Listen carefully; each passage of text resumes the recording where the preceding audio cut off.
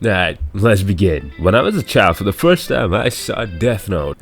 Damn, I should just make this my intro at this point, but hey, finding it on Google recommendations for the first time, I'm pretty sure I didn't even bother to read what it was about. But I just saw the gothic style and I just went into it, you know? So I was going into this completely blind and the first episode was good. We started off nice, you know, this college guy, not even a college guy, this high school guy going into college gets a Death Note, and he's apparently like pretty fucking smart, and this Death Note kills people by their names and shit. I mean, what do you expect? Oh, by the way, a spoiler warning if you're somehow one of the guys who haven't seen Death Note yet, but the first episode got to the point pretty fast, and it was something that the child me really liked. You know, this high school very smart guy gets this weird mysterious fallen book from the sky, and he takes it, and after that, you just know all that happens. But the real kicker was episode 2, or to be more specific, it was the end of episode 2. At the beginning of this episode, we get introduced to this guy. Not even an introduction actually, we just see him talking through a screen, just saying L on the screen, and apparently he's the greatest detective on earth who has now come to solve the Kira case.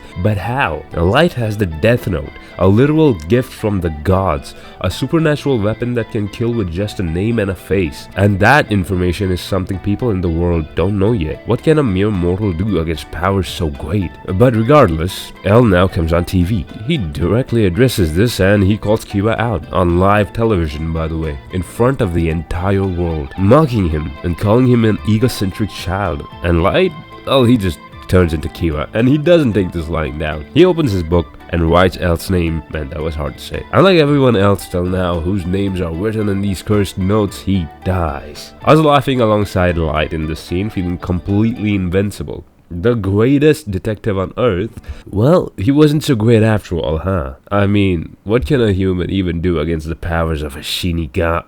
What? The livestream cuts off to another completely grey and hazy screen with just one letter posted on the center of it. The real L is here. That man Light just killed, he was just some criminal on execution day told to act reading a script. The worldwide broadcast? Well, that was happening in just the Kanto region of Japan. And Kira? Well, he now is just a shocked little high schooler in front of a mysterious man whose name and face he doesn't even know, and yet his shadow towers over him like a mountain. Just within a month, this mysterious entity who could be anyone in the world and who was responsible for the deaths of so many inmates, this god was now just some high schooler with a god complex in the Kanto region of Japan, completely shocked, and you as the viewer were shook with him. And from that point on, L becomes everyone's favorite, forever cementing himself in the Anime Hall of Fame. But hey, can you blame us? Even his introduction was cool as shit. What is up, people? I'm running a call once again. Yeah. I mean, this time I do know at least why it happened. I went rock climbing with my friend, and I've been rock climbing with him. I haven't been rock climbing with him. I've gone rock climbing with him like thrice over the past year and a half. And each time I went, I got sick. And I think it's just the chalk. Like, I don't think I'm able to deal with the fucking chalk. And yeah, I got a cold once again. I don't know why. This is the second time I'm getting a cold while I'm recording a video. And this time it's about Death Note. Last time it was about Naruto. Both animes which were like first and second, irrespectively. Like, damn. But regardless, guys, I'm pretty excited today because I get to speak about Death Note. Yo, let's go. Dude, Death Note is like, damn, shit.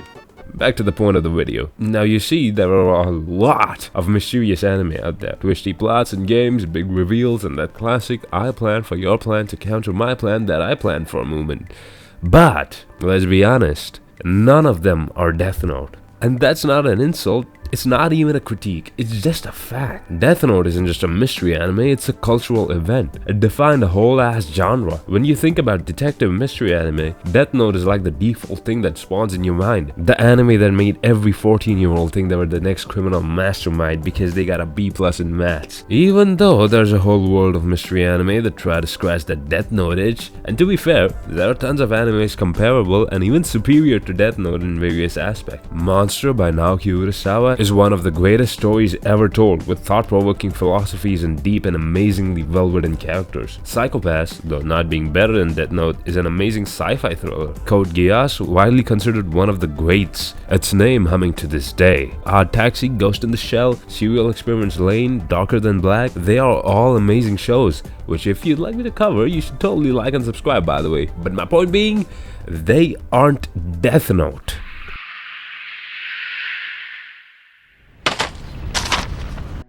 Now let's get into it, for real this time. The premise of Death Note is stupidly simple and unbelievably brilliant. Guy finds a notebook that kills people, but here's the twist. What if that guy isn't the hero? What if he thinks he's saving the world, but in reality, he's just playing God, but he doesn't know that yet. And that's the magic. Most mystery anime start like this. There's been a murder, let's solve it. But Death Note starts like this. I'm gonna kill the criminals and become God. Try and stop me. Instantly you're invested. You're not waiting for the mystery, you are the mystery. It's not about who did it, it's about will they get away with it? We're thrown first not into the shoes of the hero of the world, but the villain who thinks they are the hero. And that switch in narrative structure is so rare that it's basically impossible to replicate without feeling like a knockoff. Now, a small thing I'd like to touch upon before getting into the actual heavy stuff are the meat and potatoes is the light in the series. Not the light of the series. I mean, yeah, the light of the series, but not the main character, like the actual photons of the series. From the very first moment of the show, the light in the series seems off, the character and the photons. But I'm gonna just stick to the photons for now. Yes, the sun is shining and there are camera glares and everything, but nothing is literally up.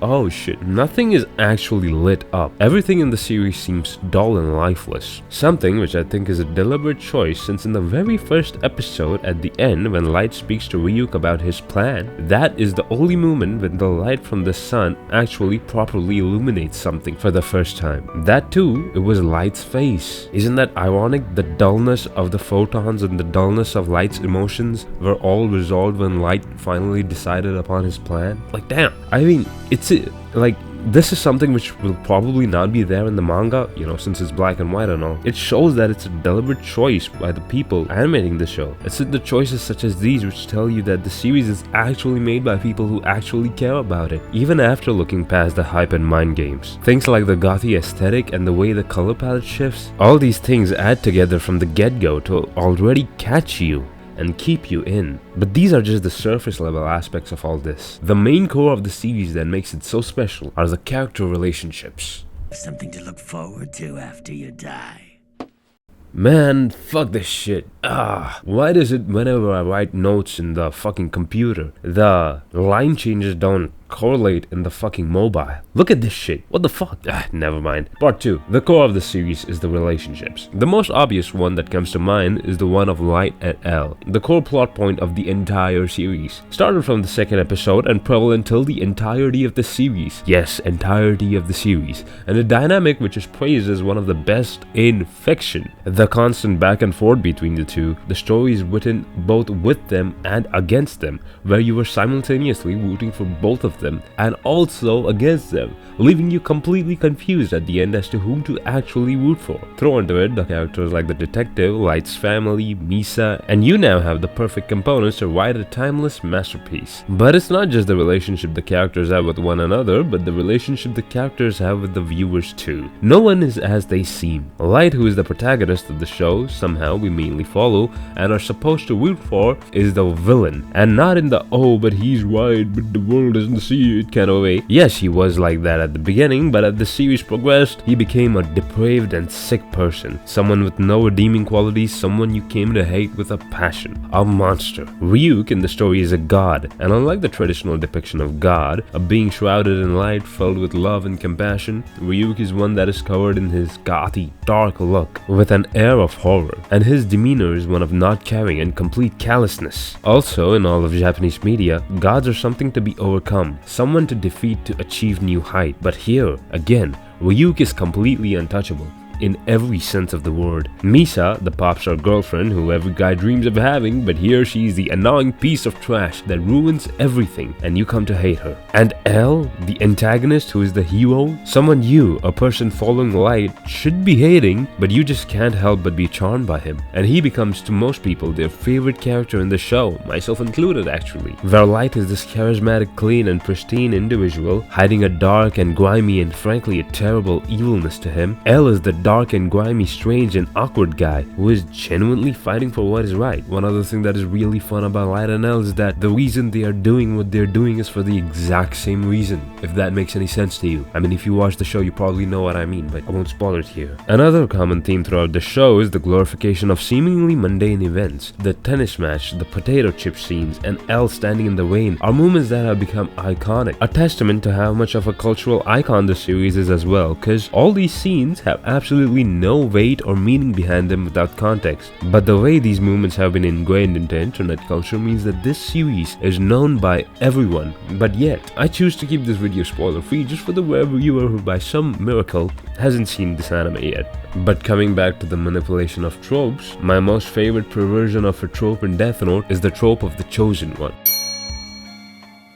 Ryuk within the first episode makes it very clear that Light is not someone chosen for some grand purpose or cause, or cause he was smart or something. Light just happened to be the first person to see and pick up the Death Note. This detail, which only seems like a minor one for now, is the main driving undertone of the entirety of Death Note. Though yes, it was the Death Note that corrupted Light as we went along, the choice to wield it and transform was very much his, whether voluntarily or involuntarily. Something which comes back in one of the best scenes in entirety of fiction on the last episode of Death Note, where L sees the version of himself that could have been, one not corrupted by the Death Note. No, to be more exact, one that didn't choose to be corrupted by the Death Note. This show will forever be ingrained into the Anime Hall of Fame. Even though I have some gripes with it, it is still one of the best shows I have ever seen, and to a lot of people, it's the show that got them into anime to begin with. Heck, even today, if somehow you're someone who hasn't watched anime yet and stumbled across this video and are looking to get into it, Death Note is my go-to pick. It will have you completely engrossed into it. Another thing I forgot to mention before is also the pacing of the show. It is incredibly well paced, with an amazing English dub as well. Almost every episode moves the story forward in a meaningful way. We'll just ignore the Misa amnesia arc, but okay. Other shows try to replicate the formula of Death Note, but miss a key ingredient. Some miss the tone, some overcomplicate the plot, some just don't have the writing chops, and others, they just try too hard to be edgy without the brains to back it up, and it just becomes cringe. But hey, to conclude this video, there are a lot of mystery anime out there, and some of them are genuinely incredible. Some even outdo Death Note in certain aspects, whether that's emotional depth, character development, or atmosphere, but none of them are Death Note. Because Death Note was lightning in a bottle. It's the anime that turned a high schooler writing in a notebook into one of the most compelling psychological thrillers of all time. It made us think, it made us argue, and for better or for worse, it changed mystery anime forever. So the next time someone tells you, hey, this show is just like Death Note, smile, nod, watch it, but remember, there are a lot of mystery anime out there, but they aren't Death Note. But hey, if you like my video, please like and subscribe, because it really means a lot to me and gives me the push I need to edit these videos. And also, I'm finally done with voice recording, because damn, my nose is leaking so much. It's so hard. Anyways, comment your favorite mystery anime down below, and no, you're not allowed to say Death Note. And also tell me who is your favorite, Light or L. Who did you want to see win? It was really fun writing the script for this video. I would say making this video, but this voice recording is not keeping me alive for very long. I think I'll just die if this continues. But hey, you know, Death Note has been one of my favorite animes of all time. I saw it as a child once, and I recently rewatched it, and I just had to make this video because that anime is just too good. Between the time of seeing Death Note and now, I have seen so many mystery animes, and genuinely, they might be better than it, but they don't scratch the Death Note itch. And I just had to talk about it. And that will be all for today, folks. I hope to see you all in the next one. Stay curious, stay paranoid, and stay off of the Kira suspect list. Peace. God bless you.